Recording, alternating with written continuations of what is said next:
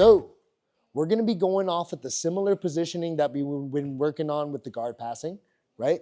Does anybody remember after we shoved the foot between our legs, does anyone remember what we're looking out for in terms of this knee? What am I trying to identify with the knee? Does anyone remember?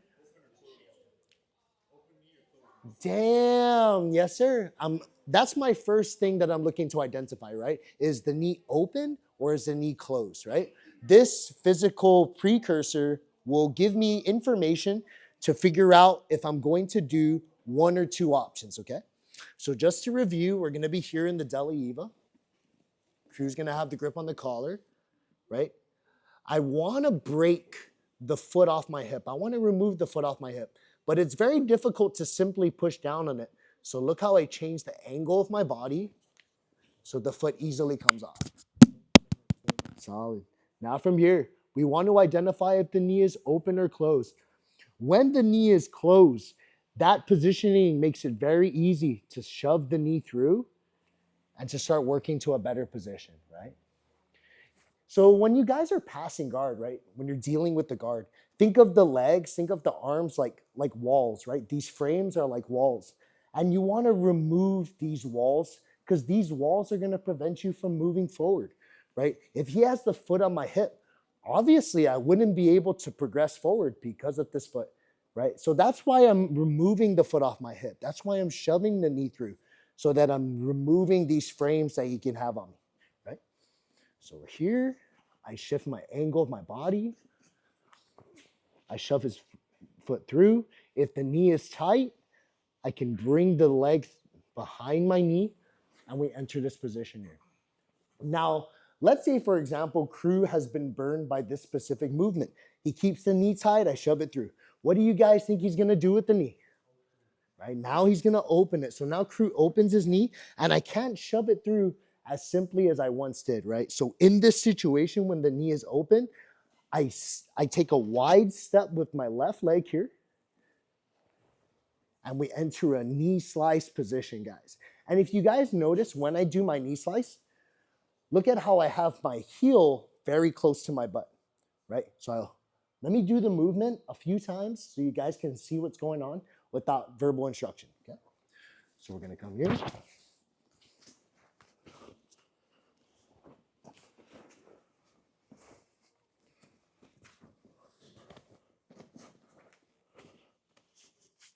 Knees open.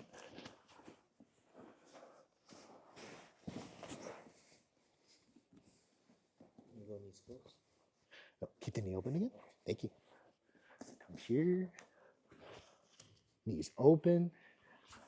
You guys see how I'm inserting myself into this knee slice position with my heel and my butt very close together, right? Because what happens if your heel is disconnected from your butt, he can use his knee, look at he can use his knee to hit my butt, bring me forward, and then we can enter a situation like this, right?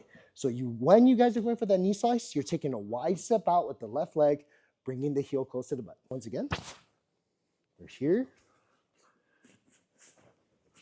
The knee tight, I shove the knee through.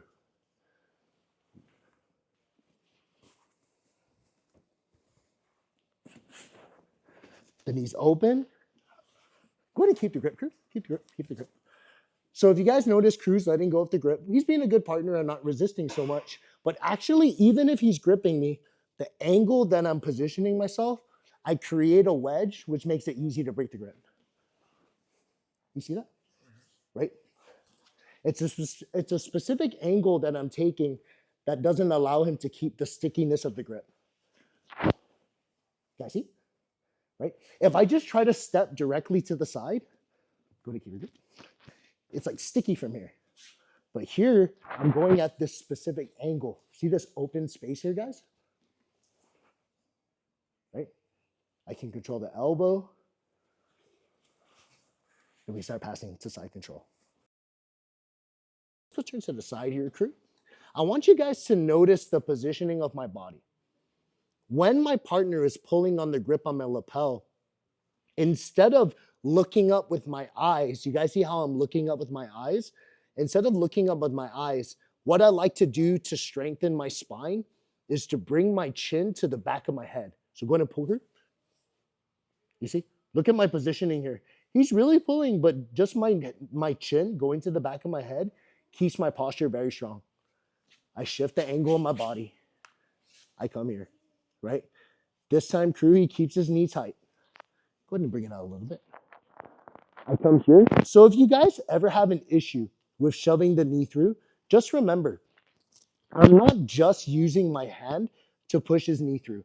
If you guys notice, I use my knee here to create a pass-off motion to bring the knee to the back of my leg. You guys see that? So I'm not just shoving it through with my arm and my hand, even though that is something you can do. Look how I use my knee to pass the leg off. And now watch, I rotate his hip to the other side, right? Look how I begin to rotate his hip to the side, right? Let me ask you guys a question. If I'm rotating Crew's hips to the side, what do you think is going to be a common reaction for him? I'm rotating his hips the other way. What do you think he's going to want to do?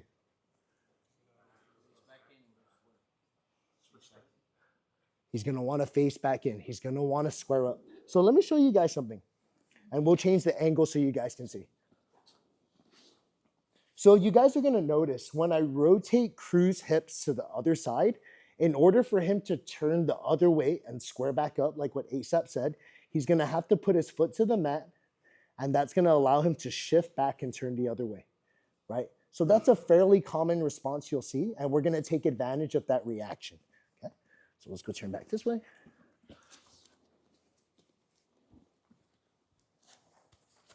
Posture. If you guys notice, from here, let me get a little bit specific with this. You guys can have different options with this hand, right? You can put your hand on his knee. You can put your hand on top of his waist. You can grab the lapel. For me personally, what feels the safest for myself in terms of control is simply placing my hand on top of his stomach, right? So I come here. I don't like to grip so much with the lapel just because I feel like in certain situations you may leave yourself open to like a triangle just because your arm is further from your body. So I come here, place my hand here, I have good posture. I step. He keeps his knee tight. I shove it through, right? Now look at this, guys. I'm going to rotate Crew's hips the other way. Crew doesn't like that. So look, he takes his hand out and he's going to want to shift his hip to the other side. In that moment, I step my leg out for the high step, okay? So let's go do it a little bit live. Okay.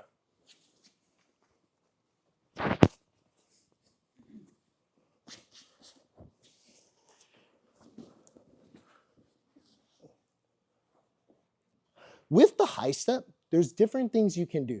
But let me just show you guys my favorite and most simple way to secure the position in the beginning, right? And then after that, you guys can develop your own creativity in terms of like what you want to do to secure the position. But if you guys notice for me, my favorite way of securing and finishing the high step is taking my leg out and using it to wedge across his stomach, just like this, okay? So I'll show you guys one more time. We're here. He has the grip on the collar.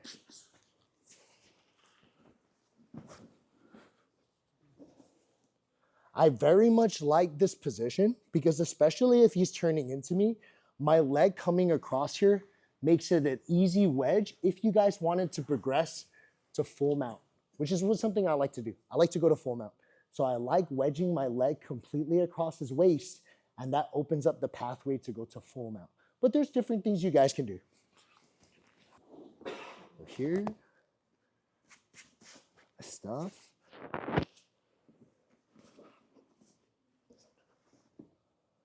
Coming here, we can just stop here. I can secure side control. I just personally like to have this wedge here. If you guys notice when I high step, I'm bringing all my weight. I bring all my weight to one side so that it's very easy to lift up the leg, okay? If your weight is balanced, you're not gonna be able to lift your leg up as much as you like. So I distribute my weight to one side to easily lift up the leg. So one more time. We're here.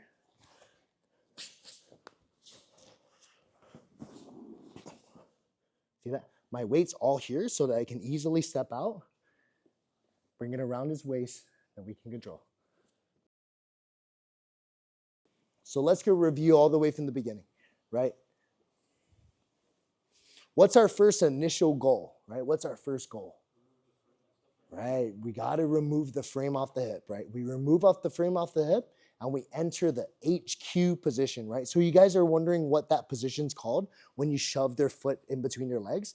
It's called the HQ position, right? Now let's go over one more detail and let's see who can answer this question. Chris, what am I trying to do to his foot?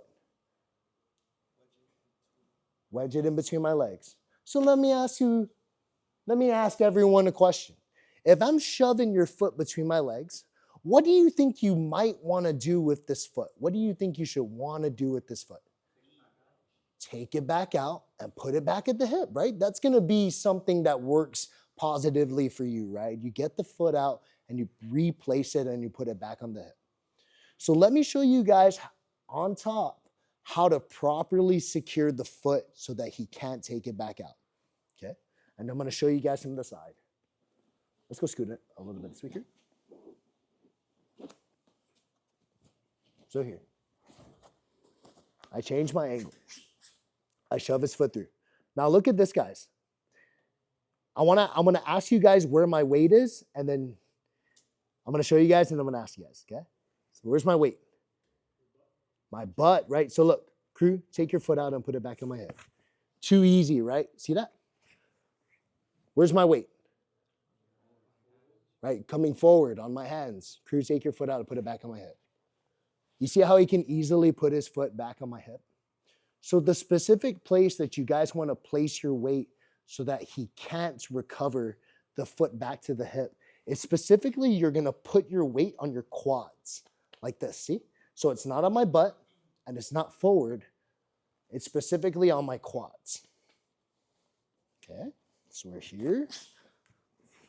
Crew, take the foot out. And this is without my hand assisting in preventing the knee from coming back and the foot from going back on the hip, right? Just by putting my weight on my quads, I'm able to keep his leg locked in. So let's go with the first move. He keeps the knee open. When he keeps the knee open, I take a wide step and I enter the knee slice position, right? If he keeps the grip on the collar, it makes it so much easier. We control the tricep. And I want you guys to observe one more detail with my knee slice, okay? Let's have everyone move a little bit towards this left side here. Let's have everyone come over here. So extra detail with this knee slice, guys. If you guys notice, I'm not slicing outward like this. What I want to do instead is I bring my knee to the mat. And why do I do that?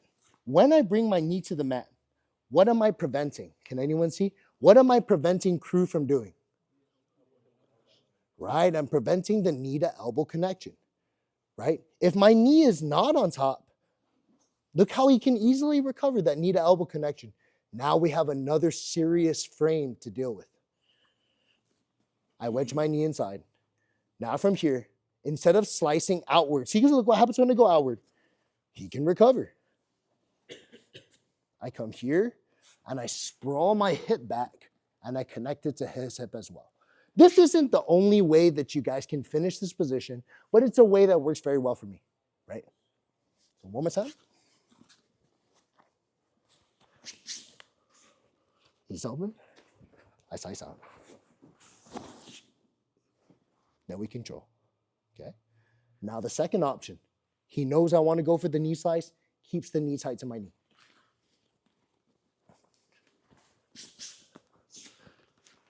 Shoving the knee through. I rotate his hip the other way. He opens and he wants to turn back into me. High step. Okay.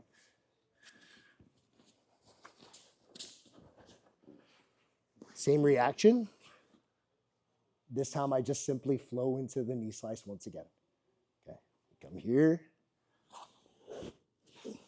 If he's framing, let's say he's framing my shoulder, I can occupy the tricep here.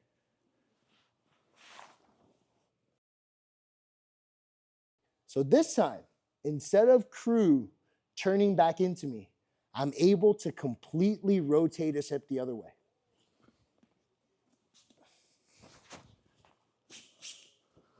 I shove his knee through. I rotate his hip this way. Right, now we're here. Let's go turn this way. Perfect. Just like this. Okay? Now here's what I'm going to do next. What I want to do, guys, is I want to bring the lower part of my leg here, and I want to pin the lower part of his legs so that I can occupy the outside space of his leg, right? You see, right now, what am I controlling? I'm controlling the outside of his thigh. You guys see that, right? But I'm not controlling the lower part. So watch what I do. I adjust my weight so that I can bring my leg on top. See? Now my leg is pinning the outside part of his legs. You guys see that? Earlier, my leg was here. Sometimes when your leg is here and you're not controlling the lower part of the leg, some guys are really good at framing, and then he's going to use this frame to help turn himself back the other way. And the knee comes back in, and then look, now we're basically back in a neutral position again. So to prevent that, I distribute my weight to the opposite side, and now look how I pin his leg. Guys, see that? Now from here, we're gonna do a motion called a twister hook. And it's simply like this. Everyone, I'm pretty sure, has been to some basics class where what do they teach you? Over the shoulder roll, right? Over the shoulder roll. We're gonna do that right here. I'm gonna over the shoulder roll near Crew's hip. Not this way. I wanna occupy the hip space. I go for an over the shoulder roll, and now I want you guys to look at the configuration with my right leg. Now look how we're here. I can use my foot here to double up on the twister hook. I can also put my foot here to put pressure, or just like this. Now, if you guys see right now, I'm on my left hip. I don't want that. So watch what I do. I can even put my foot to the mat. Now I'm on my right hip. I put pressure. Now look how it exposes back here, guys. You guys see? I got Crew's back right exposed to me. I can start climbing upwards and take it here. Shove it through. This time I'm able to rotate him all the way. You see here? The lower part of his leg is exposed. I pin. I rotate over the shoulder roll. You see how I put his right knee to the mat? Now I have his back exposed. Check out this detail here, guys. You guys can come around and see. Over here to where Ian is. You guys can see. So here, look how I use this hand here to frame his hip. Because what he's going to want to do, he's going to want to come back in. See that? Look, see how I cannot see his back anymore? But look what I do. I frame his hip. Crew, try to bring your back to the mat. Try to bring your back to the mat. You can't. And we secure. One more time. Here. I shove it through. I'm able to rotate him the other way. I bring my leg on top. You guys see that? Look how I bring my leg on top of his legs. Now from here, over the shoulder roll, guys. Over the shoulder roll right near the hips. Okay.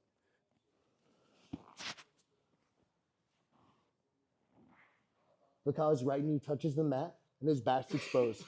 What do we do with this hand now, guys? Frame the hip. So check it out. One thing that helps me too, guys, when I frame the hip is instead of just gripping it like this, I grip it and then I turn my wrist up like I'm revving like a motorcycle so that I can use this part of my hand here to frame the hip. Try to bring your hips back here. Look how I bring my head above his head